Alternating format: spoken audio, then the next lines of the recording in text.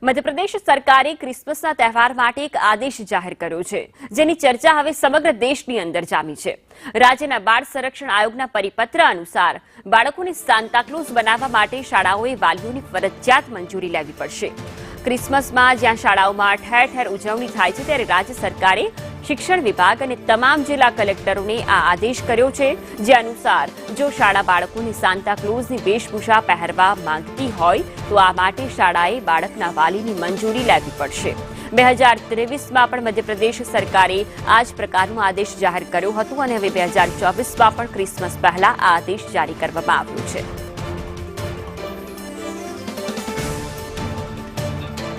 મધ્યપ્રદેશ સરકારે ગયા વર્ષે પણ આ આદેશ જારી કર્યો હતો કે રાજ્યની જેટલી પણ શાળાઓ છે તે તમામ શાળાઓએ જો ત્યાં વિદ્યાર્થીઓને સાન્તાક્લોઝનો વેશભૂષા ધારણ કરવાની હોય તો પહેલા પૂર્વ મંજૂરી વાલીઓની લેવી પડશે। આ વર્ષે પણ આ આદેશ જારી કરવામાં આવ્યો છે, જે તમામ સ્કૂલોએ ફોલો કરવાનો રહેશે।